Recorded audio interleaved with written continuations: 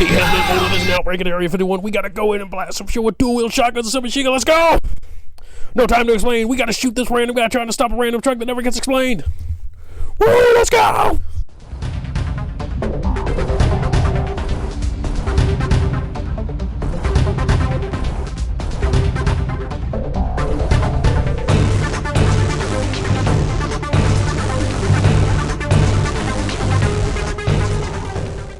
Imagine, if you will, a game where every conspiracy is real. Aliens are working with the Illuminati, and the Mulder character doesn't believe in a single one of them. A game people picked up at Blockbuster after playing Halo because they thought it was going to be another cool fighting aliens game. A game where you can dual-wield Spaz 12 shotguns, but somehow not pistols. Yeah, he picked that game up thinking it was going to be like Halo, and then and then the guy got decapitated. Like, what the fuck? Hello, and welcome back to another game breakdown. Today we're taking a look at the 2005 first-person shooter, Area 51. Specifically, the original Xbox version, even though the PC and PS2 versions do look a little bit better. I don't know why this game is on this list. I don't know when I got this game. I don't even know what I thought this game was going to be, okay? I saw the box and thought it would be kind of cool. From what I think I remember, I bought this game because of the cover, okay? Then I took it home and found out, yeah, it doesn't work on the Xbox 360, even though it was made after 2003. Back in the day, that was kind of the rule of thumb if it was an Xbox game. You see, back in the day, we were kind of, we thought that if it's an original Xbox game made after 2003, it's probably going to work on the 360 because of like the way the discs were formatted or something. I don't know the technical reason behind the 360's backwards compatibility, but but if I find a video that explains it, I'll put it up here or link in the description. You know, I probably won't do any of that. Just forget I said that. Also, this game doesn't work on the Series X, and I'm going to assume it's not going to work on PS5 because, you know, for some reason PlayStation hates you people. I don't know why.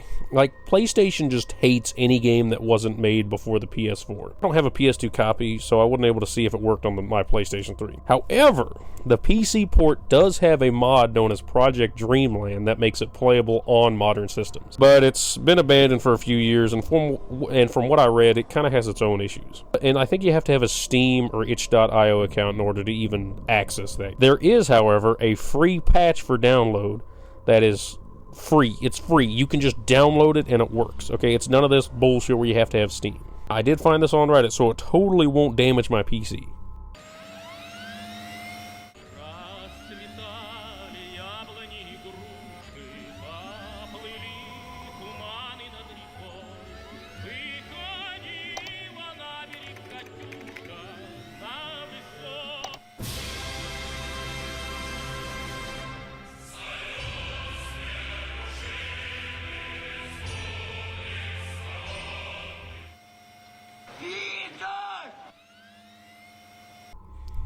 Oh my god, it made it a Soviet... No, I'm just kidding. This really does make the game function on modern systems, but you do have to merge the two folders of files, because, like, there's the game download files, and then there's the patches, and you have to, like, put them together, and then delete the original game's application file and replace it with the patched file. Look, I don't know how all that kind of stuff works. I just download and click, okay?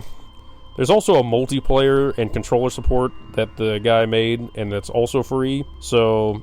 Yeah, I didn't check out any of that stuff. I just used mouse and keyboard for like the 10 seconds I played, just to kind of see what it looks like. For some reason, the jump wasn't working. I don't know. We'll just move on here. The game files for the Xbox, PS2, and original Windows version are all available on the Internet Archive, and I think the computer version's on the My Abandonware as well. At least for as long as the Internet Archive stays up. This game was supposed to get a GameCube port, but that was canceled. Oh, you know, I'm not really surprised that was canceled. The developers definitely played favorites when this game came out, or when they were making this game. Kind of like Callisto Protocol. You know what? That game sucked anyway, so it doesn't really matter. The Xbox port is just really dark, and I think it's like capped out at like 30 or 24 frames. I didn't really look into the super technical side of it, but I did kind of notice, like, yeah, this kind of looked like Halo Reach on the 360. You know, I'm not sure what the downside of the PC port was, since I couldn't get the original PC port to work on a virtual machine. If I had to guess, I'd say it just didn't look as optimized as the PS2 version. The footage I saw on YouTube kind of made the PS2 version look way better than the Xbox and PC. But then when I looked up the PC playthrough, I don't know, I didn't really see many problems with it, but that could have also been the mod from the Reddit or Project Dreamland. You know, I wonder how many games over the years have really had the Xbox worse or PS worse.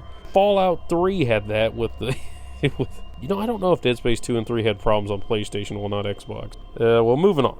I don't know what engine this runs on. I'm sure it's some proprietary engine that, you know, Midway Austin came up with or whatever. The game was developed by Midway Austin Studios and published by Midway Games. There is a lot of history to Midway Games. There's way too much for me to really condense down here.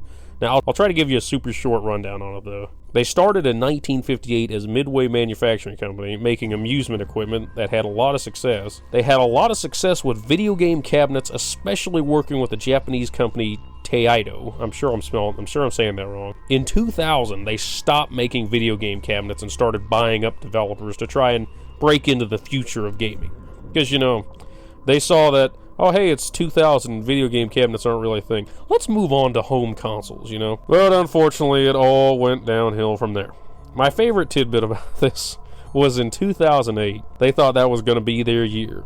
And then the third CEO resigned after 3 months. In 2009, they filed for bankruptcy, and then over the 2009 and 10, they went through the process of closing down, selling off assets, all that kind of stuff. Almost all of the studios they had bought up were closed down and kind of had been closed down up until that point, so they could try and, you know, keep themselves going. But yeah, it was just kind of a shit show. I will give them credit. They tried to make it work, but they just never had any real success. They tried so hard, but eventually some stockholders, who I will not name because I don't want to get sued, said, yeah, we're kind of done playing this game. We're just going to like do this deal that'll kill your ability to keep going because you're just not getting better. You just suck.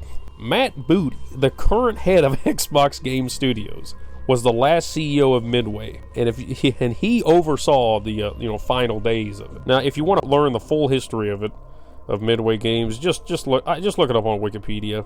And I'm sure this was a really big company. I'm sure somebody out there has made a video going over all of it. Although, I will say, the Wikipedia archive of it, yeah, it'll be there till some little fucking dickhead in Britain's like, oh, well, it's not our job to keep the game's history. Oh, God, there's so many Wikipedia articles that they've disappeared or reduced to nothing because, oh, well, the company still exists, or, oh, an element of the company is still around. It's not our job to keep their history, and they just fucking delete it. I don't know how many times I've gone back and fucking, it's like, oh, hey, yeah, what was that thing? I remember looking that up. It's like, oh, yeah, what's the history? The history's gone. What the fuck? It's like, what are they, running out of room over there or something? There isn't much history behind the developer Midway Studios Austin.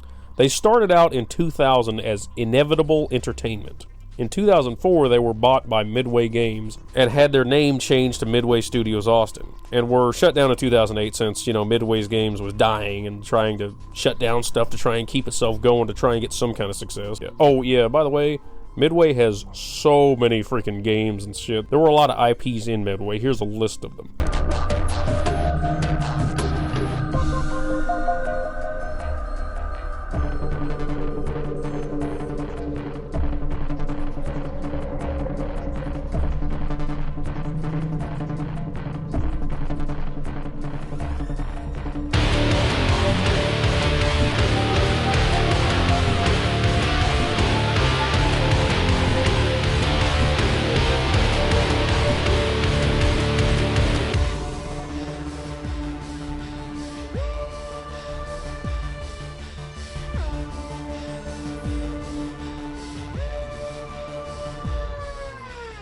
And I think most of those are now owned by WB. All the employees were fired from Midway Austin, and just like Chaos,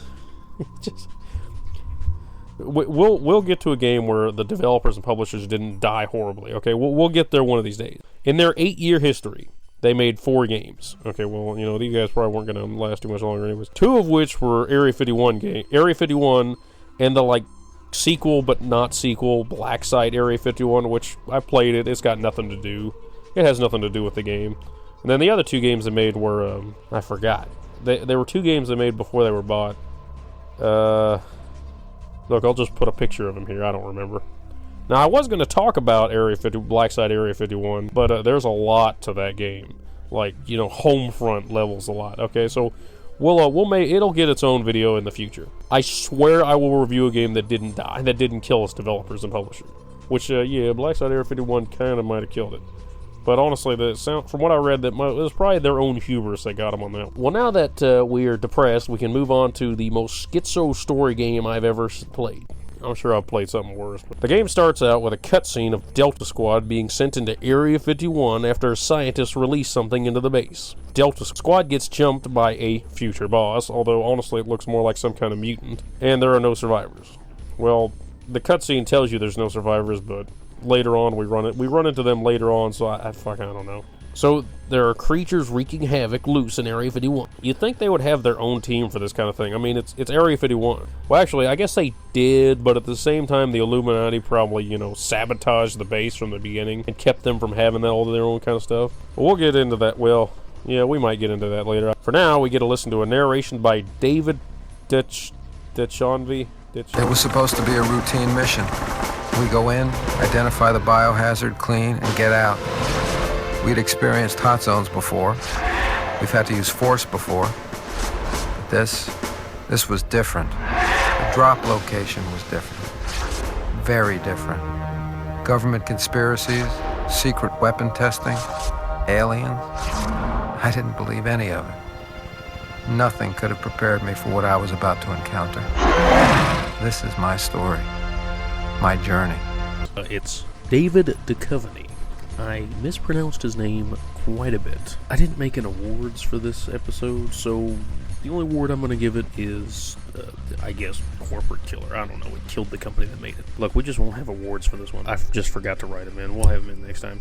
The guy who played Mulder, I don't know how to spell his last, I don't know how to say his last name. I can't pronounce it. He also voices the main character, Ethan Cole, our player character. He narrates the cutscenes and transitions between each chapter. Ethan is a specialist in Hazmat Team Bravo. Now, I'm not sure if they're a branch of the military, CDC, CIA, but from what context I did get, they're basically the HECU from Half-Life Opposing Forces. And in my notes I wrote down that they're part of the CIA, but I mean, that would make sense. Once the gameplay actually starts, we get a tutorial mission that's built into the game.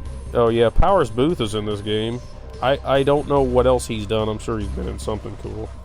Yeah, there's a really interesting Voices of Area 51 video that has like some audio distortion on all the versions that were released of it. I do kind of like how they talk about, oh yeah, making a video game, it's kind of like a movie, but the character or the player can actually experience it or something. It's kind of a cool video. Captain, you and your crew need to suit up now. You're going in. Area 51, the thing that attracted me to it is the same thing that attracts me to doing any film project. It's the story first. As a player, you're involved in the story and the creation of that story and survival and whatever, and you got something to go on. Then you play the game and it's like, what the fuck are you talking about? Once gameplay actually starts, we get a tutorial mission that's built into the game and story. I love these kind of tutorials. We get an intro on how to handle a gun and use the scanner. Yeah, we learn how to use a gun and beat Crispy on the range. Yeah, bitch. I'm a specialist. You're supposed to be a soldier. Why are you so shitty? Come on, man. My grandma can shoot faster than that. Goddamn. I don't know what the original plan was for the scanner. You use it for scanning, bodies, files, collectibles, which are like secrets and stuff that kind of reveal more about the background of the game, which is kind of nice. Very specific parts of consoles, friendly NPCs, and at some point you use the scanner to like scan and repair something, which it doesn't make any sense, but whatever. Yeah, it's weird. This game makes you think that the scanner is going to be used more down the line, but you don't. You only use it to do what I just said, although there are jokes with the scanner that are kind of funny, like your squad members don't like you scanning them, like, oh, that's for samples in the field. It's like, oh, so we're going to run into stuff? No, you're mainly going to scan other stuff, but you don't know that yet. Yeah, this game, it starts one way, goes another way. It just takes like 4 different turns. We'll get to it. Yo, why is this guy adult? If I worked at Area 51, I probably would wear adult diapers.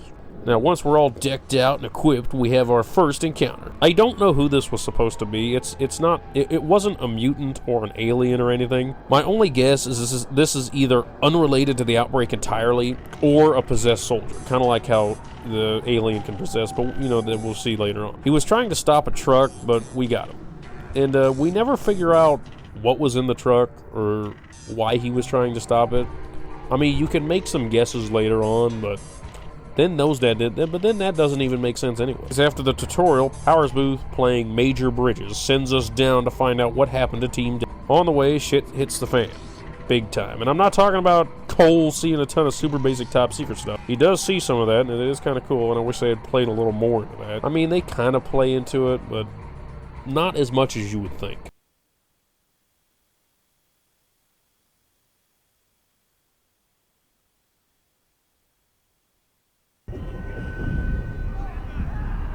As we descended into the base, I realized just how large it was.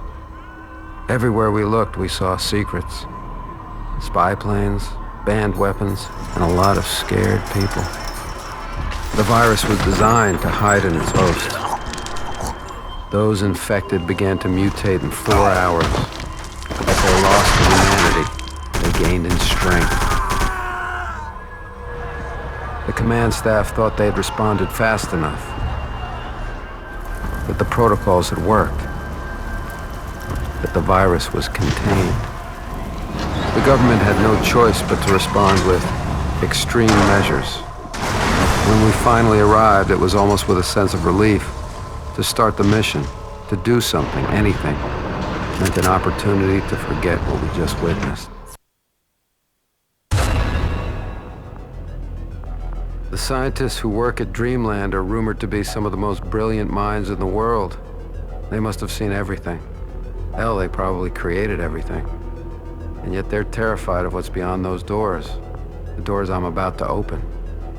Lucky me. First, I conquer the jumping puzzle that stopped me the first time I played this game. Yeah, when I first played this game, this puzzle stopped me. Then shortly after that puzzle, a mutant decapitates your squad mate. Yeah, the guy that you've been getting to know. Oh wait, I forgot about talking about Crispy's, firing range shit. Okay, so this guy gets decapitated. I know we were like building it up to where this was like a squad-based game or whatever, where you go through and, work with them and learn more about them.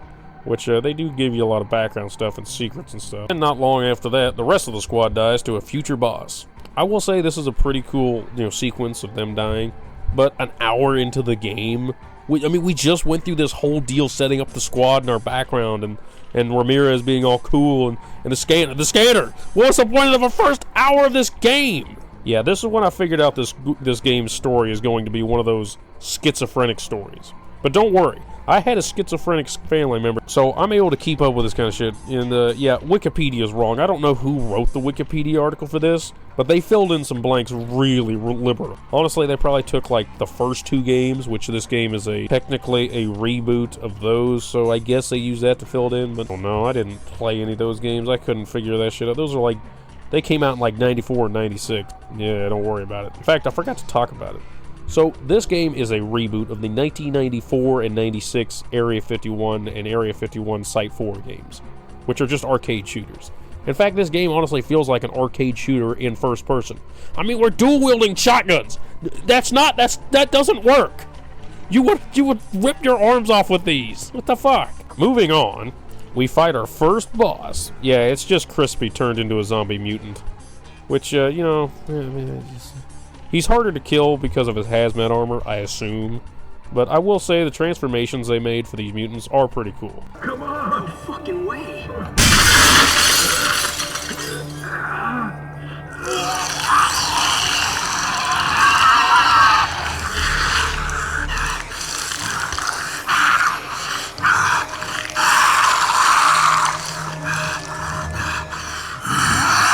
It kind of reminds me of the Flood from Halo. More Halo 2 or 3, but, oh yeah, I almost forgot to mention, you can dual-wield weapons. Now, I don't know if this is, something because I went up to the game cabinet or whatever. In fact, I forgot, I should go back and look at that. Yeah, dual-wielding submachine guns, I can see that. Dual-wielding shotguns, no. These are Spaz 12. I don't know what gauge that is, but I'm pretty sure that would tear your arms off, or at least hurt your wrist. Basically, anytime you pick up, a shotgun or SMG, you automatically dual-wield, and you have no way of switching back until you, run out of ammo, and you fire both of them at the same time. I kind of wish you could dual-wield pistols. I feel like that would have been a little bit more handy.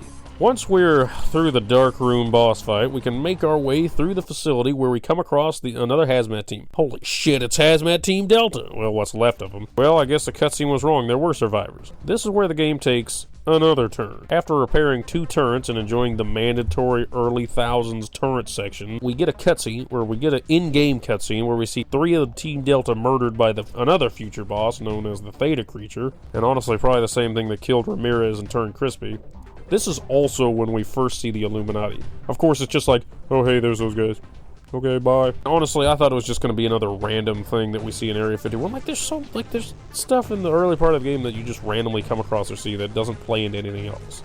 Like the intro part. What was the point of that guy? Anyways, as Cole and the last team of Delta are riding the elevator up to the surface, a bomb goes off and disables the elevator. Well, it's like one of those big go up at an angle because it's a launch tube or whatever deals. I don't know. Destroys the track, and they both get thrown down to the bottom. The other one guy dies. Well, actually, the cutscene makes it look like he goes somewhere else, but I'm pretty sure he fell down here with us.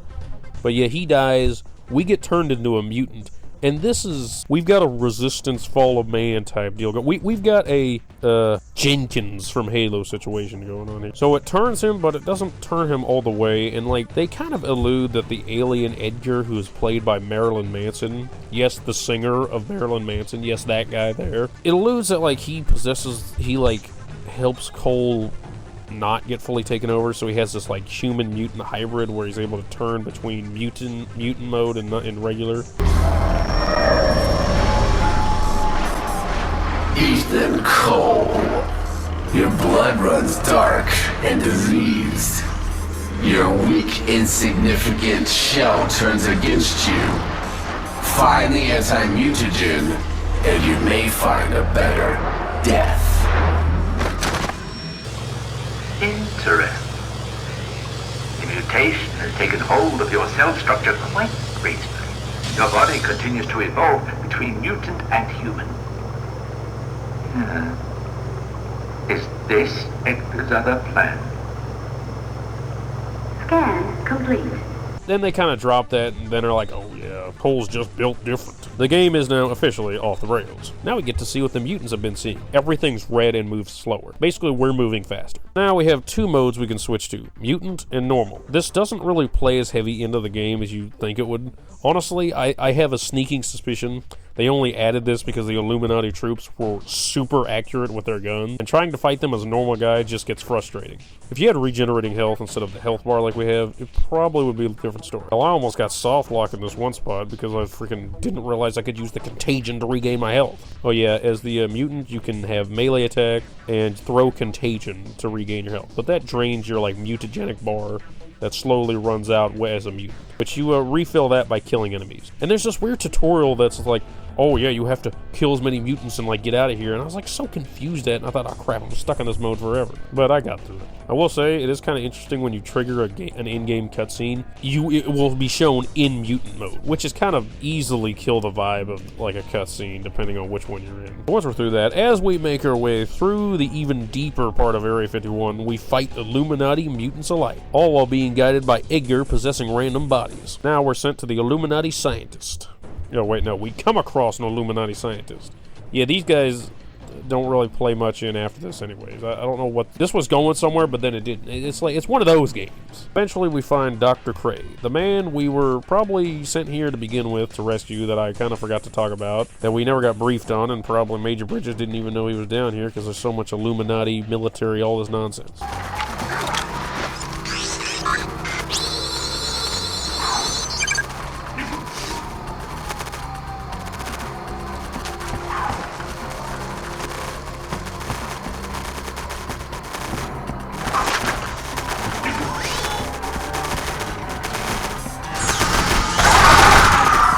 Seems pretty well protected, except when the Illuminati just randomly teleport inside his lab so they can kill his clone doctor slave guy.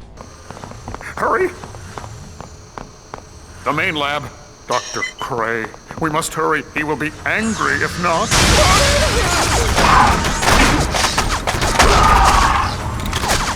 Now, once we get scanned, we learn that the mutagenic virus they were making down here is evolving with our body instead of taking it over completely. Cray thinks this is part of Edgar's plan, but like I said, that never goes anywhere. Yeah, no, Cole's just built different. Yeah, look, honestly, probably all those years of dealing with, like, hazmat shit, he probably got exposed to, like, enough stuff that it made his body, you know... We've got a chemicals causing things to happen in your body that's not supposed to happen type deal, alright? After we're scanned and done fighting the magic soldiers, I mean, how did they get in? Like, this is supposed to be a secure lab, and they can't... It's like, once they're dead, we push back, we go to Dr. Cray, he scans us, makes a comment about HR's plan... kind of explain, doesn't really, that is something that I kind of like. The game doesn't take 30 minutes to explain everything every 5 minutes, which I did kind of like. It kind of made the game flow a little bit better. And like, as he's about to, you know, help you not be a mutant anymore, the Illuminati breaks in and kills him. Yeah, we can't scan his body. It would have been nice if we could scan his chair though. Like, make a reference to Alien 4 or something, you know. Once we've taken out the enemy, we eventually make our way somewhere in the base. I can't remember if Edgar was guiding us or what. You just kind of push forward till stuff happens at this point. Eventually, you finally make contact with Major Bridges, who tells us to, guess what? Keep going. Just keep going forward. And they'll try to unlock some security doors and help you make your way out of there.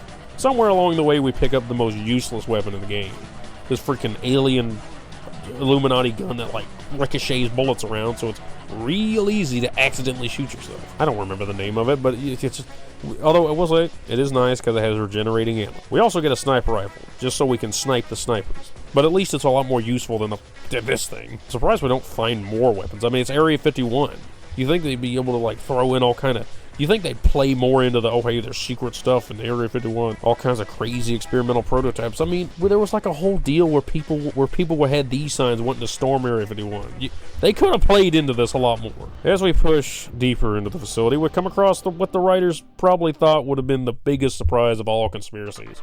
Oh, it's the moon landing set. Ooh. God.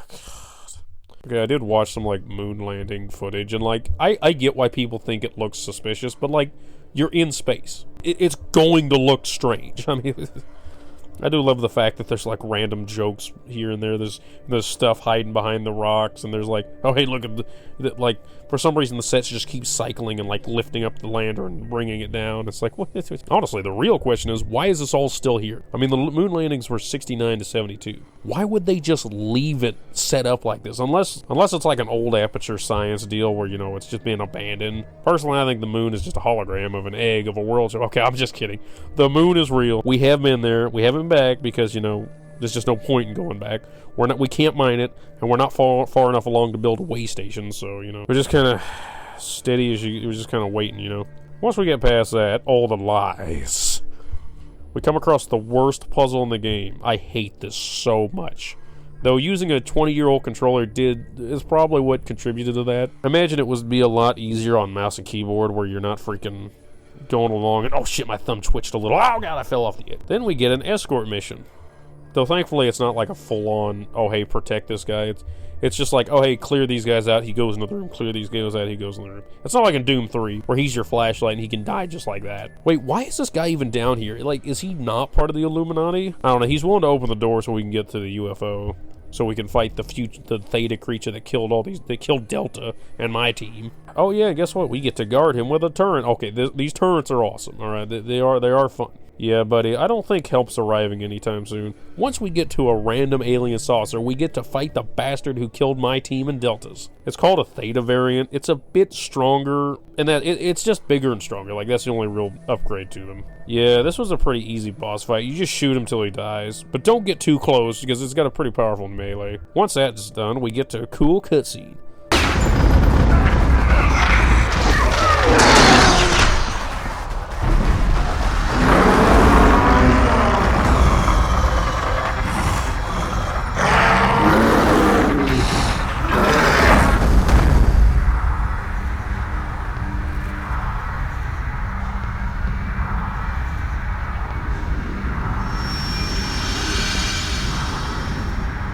The vessel is nearing completion. Your death would be a waste of my time and a tragedy for your kind. The future stands before you. Enter the void to come into my world. You have made it to the ascension. Witness what you have long feared.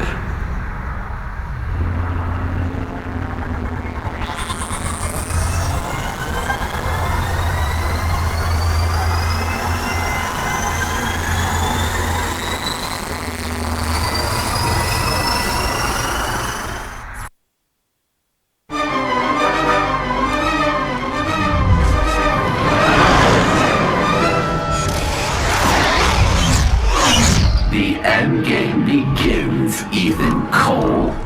Feast your eyes on this menagerie of decay and corruption. My people were sacrificed to birth this unholy virus. Abused and diseased, they died in agony. The elites have labored for years to make me the grand experiment that feeds their weapon. I am the bringer of death. This mechanical prison before you serves one purpose. To extract the virus from within me. Used to corrupt your kind and mine. It is a potent weapon indeed. In me runs the disease and the cure. To restore your humanity, you must inject my blood. In time, my DNA will combine with yours, cleansing you of the virus. Dr. Cray thought releasing the virus would stop the elites and their unholy pact with my kind. You must seek out the departing vessel and destroy it. If it escapes with its deadly cargo, your world will perish.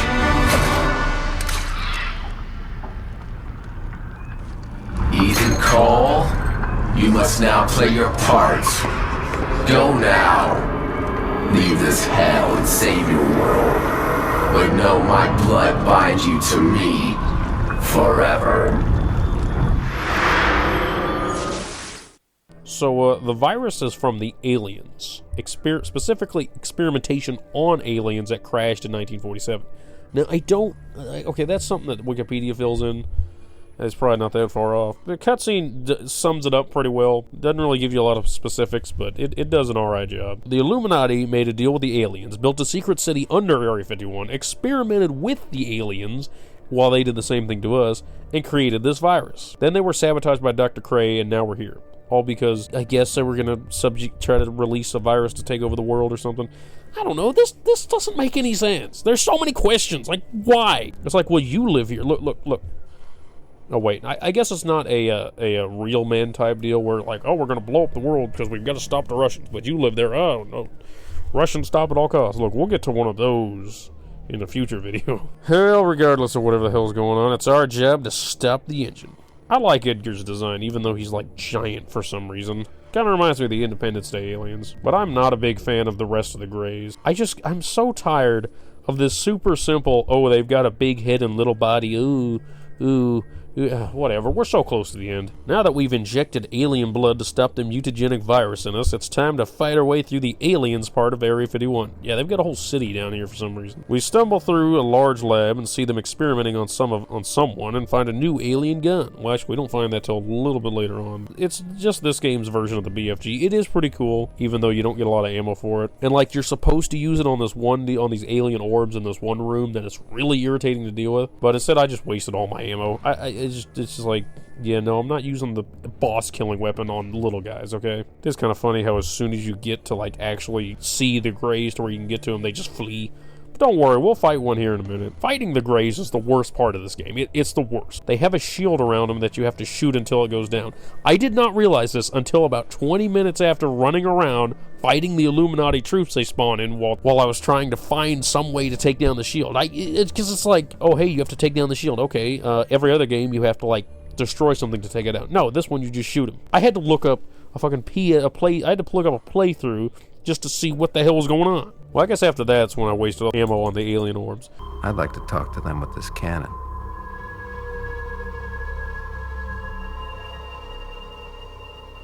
Yo, shut the fuck up, Cole. You know, I'm getting real tired of this silent protagonist shit. You talk in, like, every cutscene, but you don't talk during the game. David Duchovny, whatever the fuck his name is, it's like, could not have been that well off after X-Files that he didn't want to get paid a little bit more to record some lines for in-game. I mean, there's so many times where it's like, okay, Cole, why aren't you saying anything? This doesn't make sense for you to be silent. Like, I mean, what, are they trying to copy Halo that much? Like, in Halo, like, every other game is like, okay, well, why would he say something? Or, like, there's like, oh, he says, like, I noticed that in Halo, you never talk in the game. But, like, it makes sense, but there's almost no time where he would have talked in the game. And then, like, or most of the time Cortana does the talking. Whatever. We eventually get to the final boss fight. Well, you know, the final Theta creature boss fight. It's your basic 4-stage boss fight. You shoot him till he breaks these glass things that releases these orbs. And that's when you got to use the BFG thing, because it, like, goes around and shoots them up too, which is really handy. Because you can't see the orbs, because on the Xbox versions it's so dark. And they blend in with the background. But eventually you blow his ass up. Alright. It's time for the final stretch. Once you go through 2 rooms to extend the bridge to the ship, you fight your way aboard and immediately find the ship's power core. It's like right there. You shoot it in the specific spots, and the turrets, which I forgot about. Yeah, they're basically a living creature in itself. There's a file in the game that talks about what they are. Look, you just shoot the thing till it starts melting down. I hate the turrets. Now, as the ship's melting down, we make a break for it. And yes, there is a countdown. Eventually, we get to a cutscene where he jumps into a teleporter, gets teleported outside Area 51 somewhere, and then Area 51 blows up.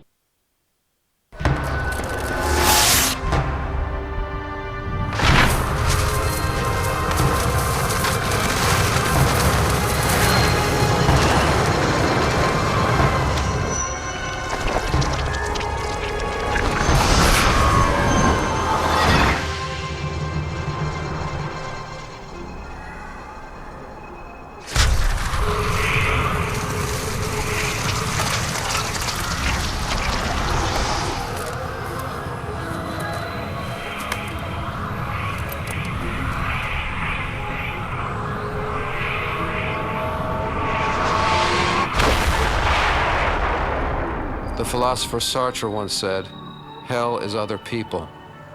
He was only half right. My mind and body have been altered beyond reason. I don't know who or what I am anymore. We came here to rescue a small group of men. We failed. I failed. But their sacrifices may have saved mankind. For now.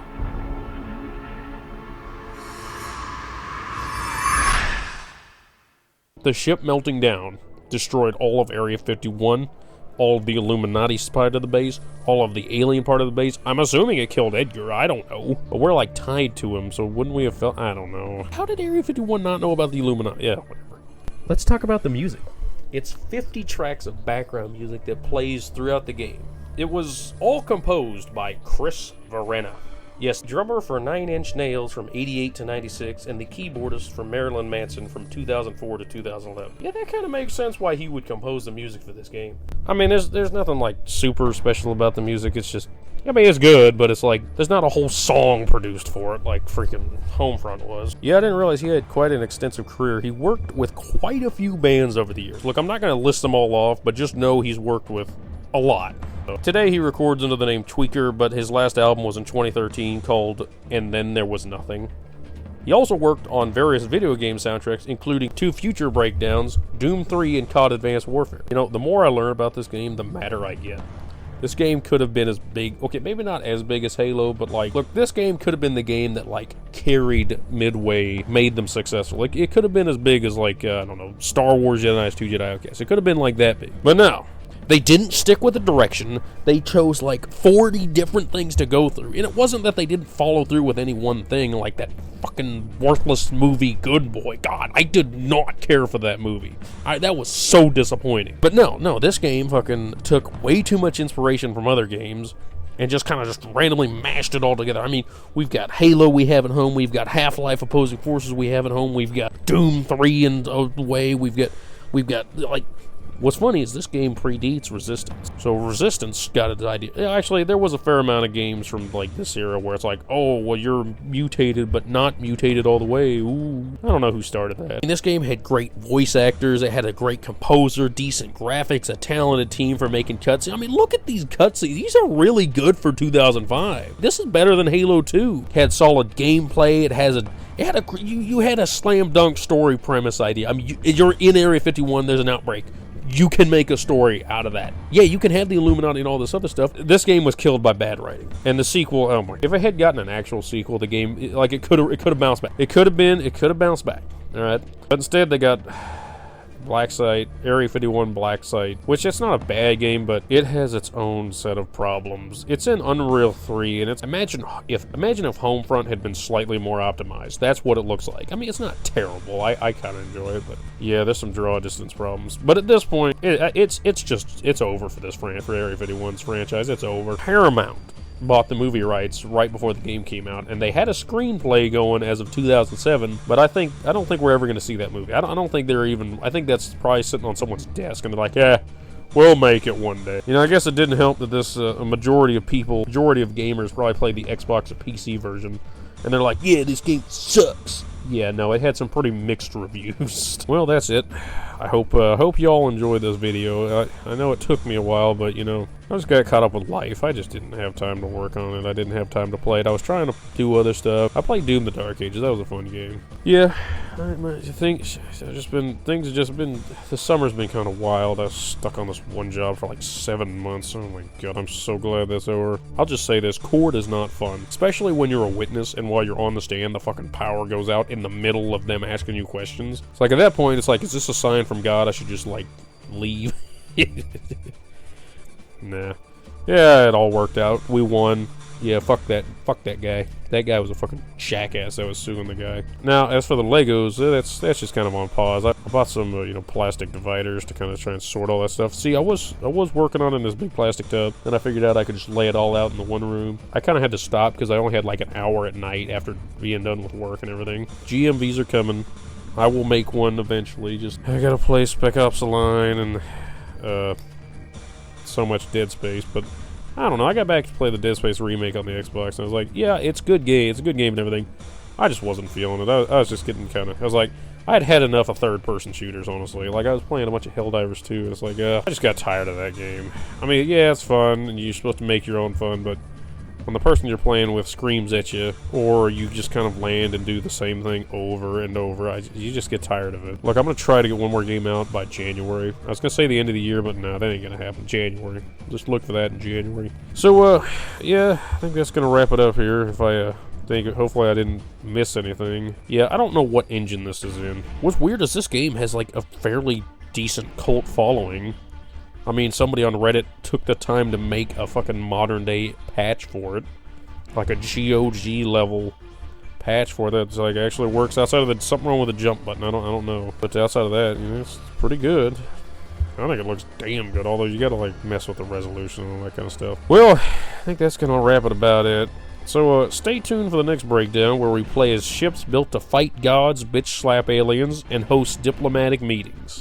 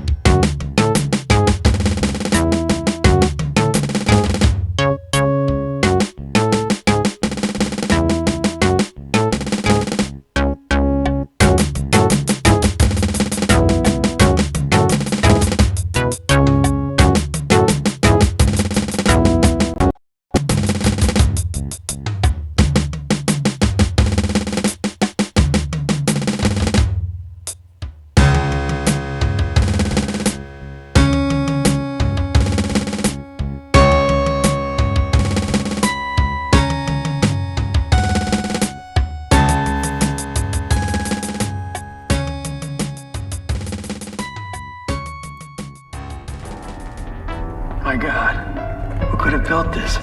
You don't actually think they spent $20,000 on a hammer, $30,000 on a toilet seat, do you?